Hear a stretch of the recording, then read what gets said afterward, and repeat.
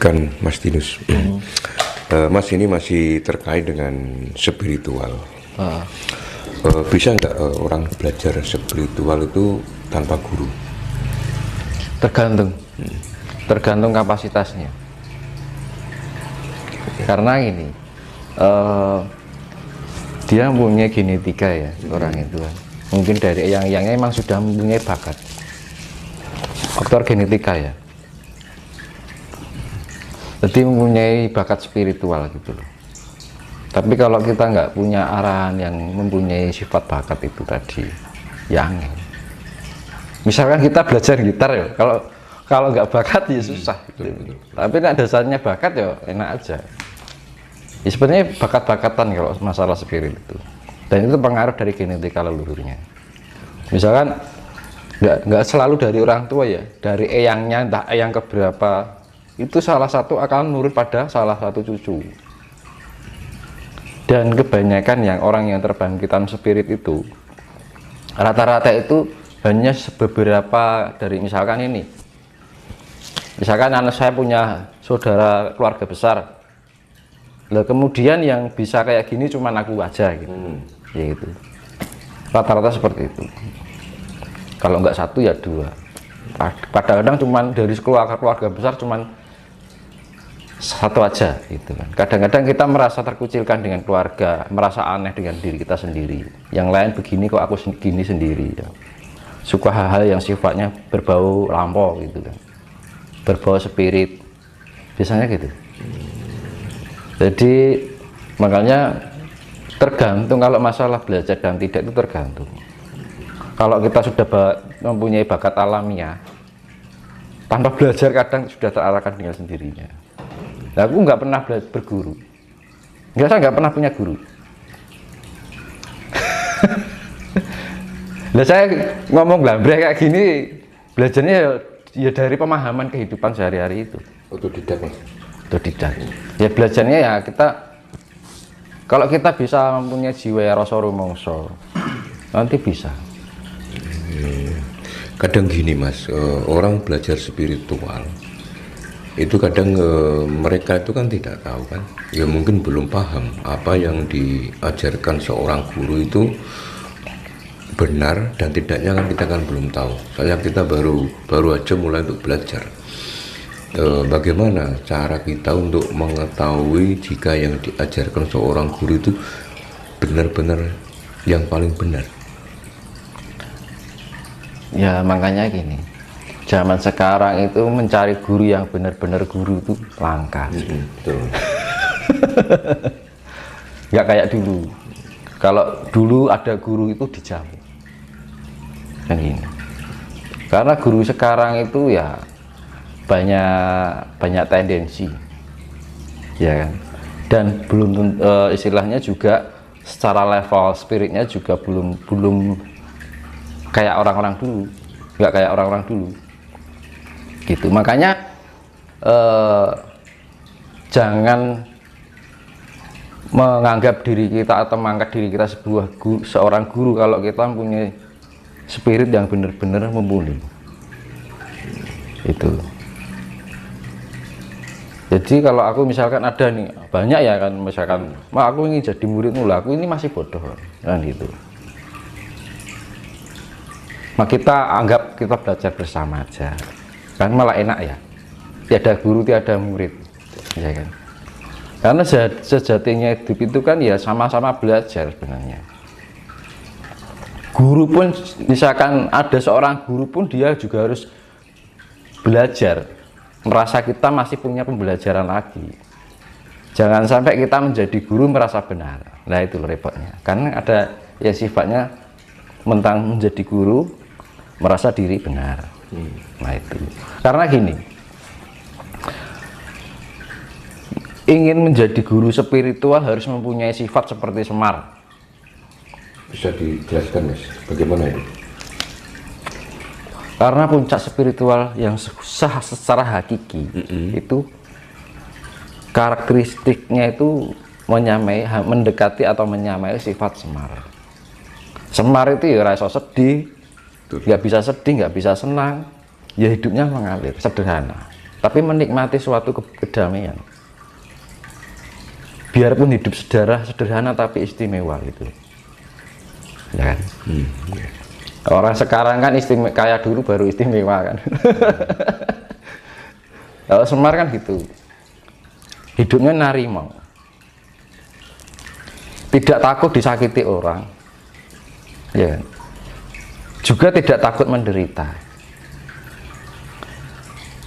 Juga tidak mau diberikan suatu hal yang enak-enak. Karena mensyukuri apapun yang Tuhan berikan, diberikan yang lebih malah nggak suka. Itu sifat Semar. Selalu tersenyum, memberikan tebaran kasih. Kata-katanya selalu memberikan kesejukan dan kedamaian. Sifatnya mengayomi Mas. Nah, pengayom, pamomong. Nah, kalau ingin menjadi seorang guru, harus bisa mendekati sifat Semar dulu. Kalau nggak gitu nanti kasihan muridnya. Betul, Mas. Iya kan? Iya. Betul. Hidup itu kan sebenarnya selama kita masih di bumi ini nggak ada orang yang pintar kok. Kalau orang yang sudah pintar itu sudah nggak menginjak bumi, dia bisa moksa itu baru pintar, menyempurnakan raganya. Itu baru itu orang jos pintar itu.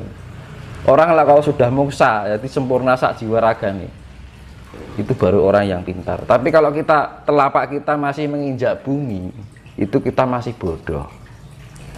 Makanya kan gini, saya ibaratkan ya, aku kan sering keluyuran yang apa ya namanya, ya karena mungkin perjalanan dari sekian tahun kan ada peningkatan ya. Aku kan sering menembus alam luar bumi.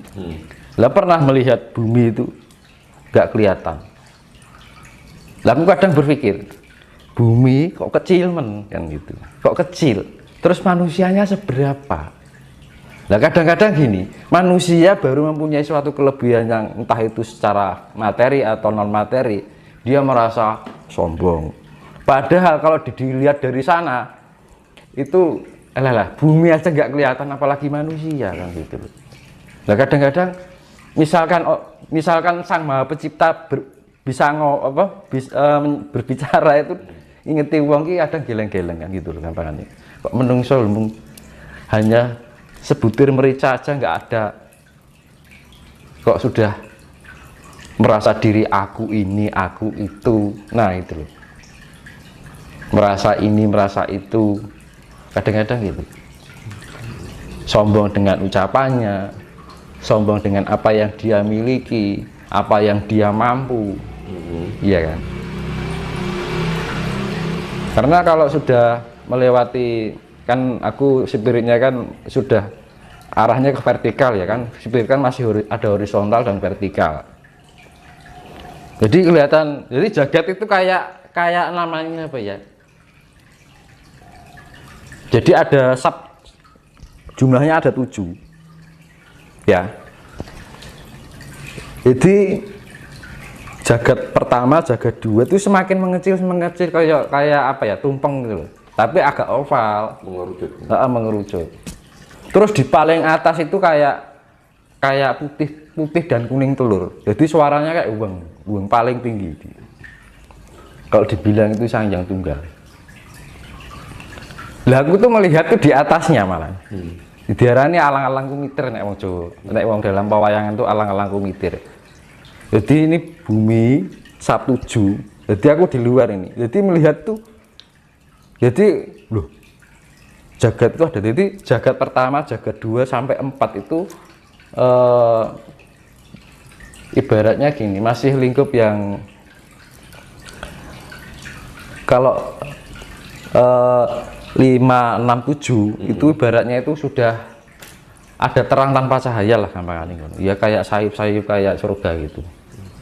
Jadi gambaran, jadi piye nek citake. Aku arep nglitak karo wani. Nanti tidak timbul pro kontra, dikira kene wong gawe-gawe.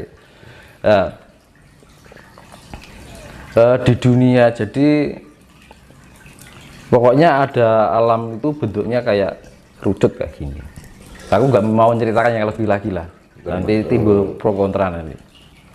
Jagat itu kan ada 7 sub kan, jagat 1, jagat 2, 3 sampai 7.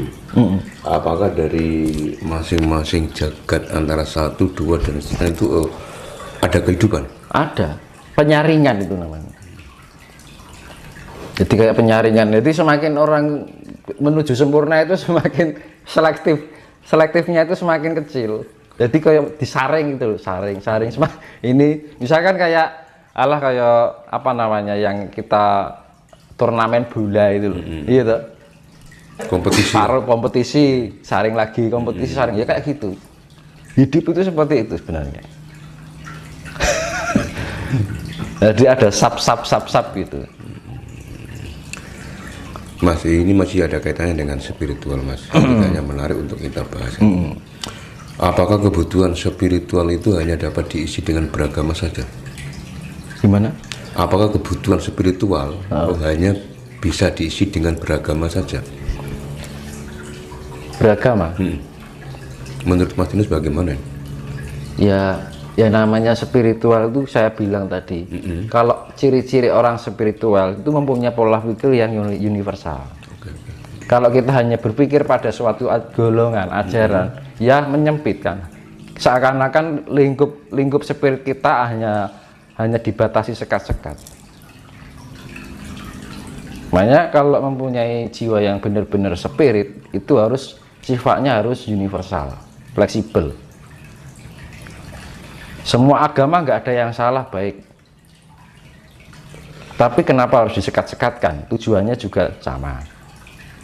Si digolek apa lagu Gusti Allah, teman? Iya kan? Ya. Padahal Tuhan itu tidak untuk dicari. Tuhan apa dicari? Enggak.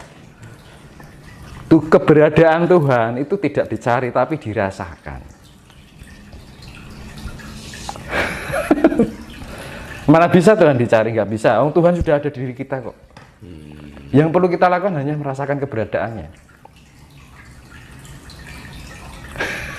Akhirnya ada Tuhan. Kita rasakan keberadaannya. Ketika kita memahami dan menyadari, oh ini kopi rasanya enak, gitu kan. Air. Makanya kan ya, Tuhan, saya ulangi lagi, Tuhan tidak untuk dicari, tapi dirasakan keberadaan. Makanya ketika kita meditasi juga, jangan mencari, tapi merasakan. Meditasi, jangan mencari. Tujuan ini, justru merasakan. Karena Tuhan itu semakin dicari, semakin jauh. Loh benar itu. Di dalam meditasi kita pikirannya kemana-mana mencari kan, ya semakin jauh. Oh sekarang gini Mas Dinus, tadi Mas Dinus mengatakan bahwa meditasi itu jangan mencari. Sebetulnya hakikat dari tujuan meditasi itu sebenarnya bagaimana sih Mas? Yaitu bisa mencapai tingkat kesadaran bahwa kita memahami dan menyadari keberadaan Tuhan itu tadi.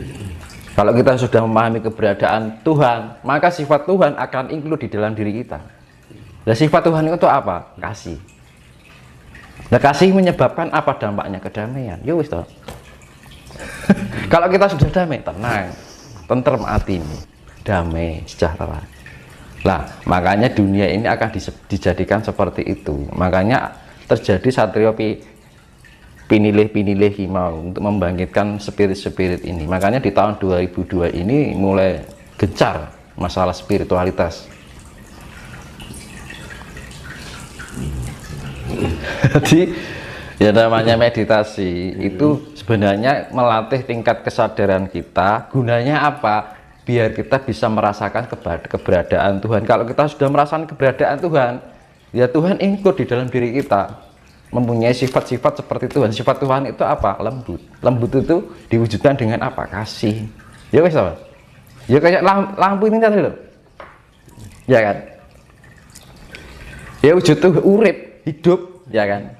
Makanya kan hono coroko, ya. Doto itu artinya menyala. Itu bahasa Sanskerta kan. Kan hono. Hono itu ho, no, anane ono saka ora ono. Adanya ada karena dari tidak ada. Coroko, cipta rasa dan karsa, cipta rasa dan karsa, ya kan. Ibaratnya proton, neutron, elektron, Brahma, Wisnu, Siwa, ya kan ngono. Intelektual, spiritual, emosional, kan ngono. Ini kan coroko ini sebenarnya konsep dari penciptaan, pemeliharaan dan peleburan. Makanya dibilang Tritunggal. Ya sebenarnya satu diwujudkan dalam sifat yang tiga sifat ini sebenarnya tunggal. Maka terciptalah adalah Doto. Doto itu bahasa Sanskerta artinya adalah nyala, urip. Makanya di dalam energi keselarasan tiga unsur ini bisa menjadikan kehidupan. Urip, nyala, iya. Dan nyalanya itu bagaimana? Mau dinyalakan merah, hijau, ungu, atau biru, atau putih, kan ngono. Nah, makanya kan gini, gunanya kita mengolah diarani meditasi ibarat apa weningnya, kan gitu. Di dalam keheningan perenungan diarani heneng, henung, hening. Heneng kita merenung, diam, heneng, baru hening. Hening itu ibaratnya lebih mendalam lagi. Hening itu artinya merasakan apa yang semua yang ada di dalam organ tubuh kita, pikiran kita, rasa kita, emosional kita, kan ngono. Nah kalau kita sudah bisa menselaraskan itu, ini akan lampu nih yang menyala ini, yang awalnya redup jadi terang, awalnya merah menjadi hijau, ya magic biniu, aura, jiwa itu aura, lah aura itu ya cahaya gitu mas. Dan makanya kan hidup itu hasil apa yang menjadi hasil spirit kita ya, yang dihasilkan apa? Ya cahaya itu tadi. Kita menghasilkan cahaya apa gitu. Makanya kan setiap di dalam cakra itu kan ada cahaya merah, ya kan, jingga kan, kuning, terus magiku hijau, biru, ungu, nila, ungu, putih, kan ngono mas. Nah makanya kan ada level-levelnya. Mas ya ini terkait dengan meditasi. Ada statement yang mengatakan bahwa meditasi tidak boleh mencari ketenangan, karena kalau kita terlelap dalam ketenangan, jika dengar suara berisik akan menimbulkan kemarahan. Pandangan Mas Tinus bagaimana? Karena gini, mencari itu banyak jatuhnya karsa. Gitu. Makanya kan yang namanya meditasi itu ketenangan yang ini, kan ini. Ini ya. Ini misalnya biar seimbang kita butuh apa? Ketenangan kan. Iya kan? Nah, kalau kayak tenang kan gini kan. Analoginya seperti itu. Iya kan loh. Nah, kita seperti membawa diri kita. Kalau kita sudah tenang bisa menemukan titik yang namanya pusat dari, iya akhirnya ibarat ini batu ditumpuk-tumpuk itu seimbang. Jadi untuk menatik yaitu ya namanya spiritual ya kestabilan, keseimbangan, balance kan. Kalau kita sudah untuk mencapai balance itu ketenangan dulu. Kalau sudah tenang kan balance, ya kan, seimbang. Karena di dalam kehidupan ini penuh dengan goyangan, vibrasi. Nah vibrasi kita kan banyak kan, dari faktornya kan banyak. Nah untuk mencapai keseimbangan itu akhirnya apa? Tenang, seimbang, balance. Kalau sudah balance kan temukan kedamaian loh mas, timbangan loh mas, keadilan, iya kan. Kalau kita sudah menemukan keseimbangan kan terjadi keadilan di dalam diri kita. Nah wis adil kan tentrem.